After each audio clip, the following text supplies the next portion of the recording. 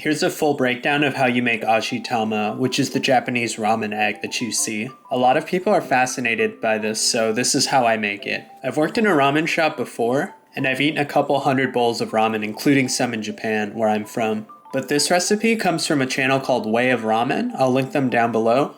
And it's by far the easiest and quickest approach to making these ramen eggs. They're awesome. So a couple of tips to save you time is to get your pot to a rolling boil and just take your eggs out of the fridge. You don't have to spend 2 hours letting them temper on the counter. So cold eggs straight into boiling water. If you add a little bit of baking soda, I don't know the exact science behind it, something about the alkaline levels, making the actual egg pull away from the shell. Anyways, it makes it a lot easier to peel. And you'll see later, it's super easy to peel. So try it out next time you make these or some deviled eggs. And the marinade's only 3 ingredients. It's water, shoyu, which is Japanese style soy sauce, and you're also gonna need some mirin, which is an almost alcoholless sake that's a little bit sweeter. This is really good if you've had like Korean barbecue.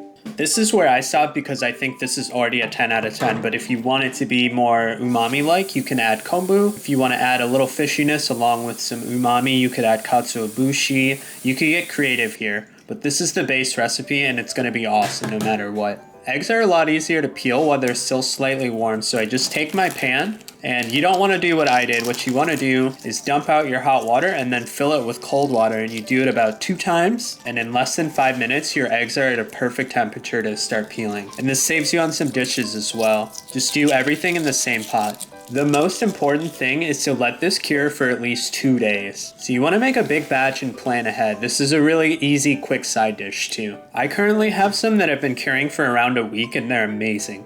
Curing's not only going to season your egg throughout, instead of just on the outside, it's also going to cure your egg yolk, which will turn them into jammy goodness. Here's the difference between an egg that's been curing for 2 days as opposed to an egg that's been only curing for 1 hour. You don't want to bite into your egg or split it in half and then have all the egg yolk to strip out, and then you're just eating a hollow egg white. You can also see the huge difference of color in the egg white itself too. I hope you guys try this out because it's a really simple recipe and everyone should be able to enjoy these. I'll link the Way of Ramen's channel if you're interested in watching more ramen content. He does a really nice job of explaining how to make things like shoyu and noodles as well. He's an extremely talented home cook who makes lots of different ramen tutorials and journals his own ramen adventures. So go check him out. And thanks so much for watching.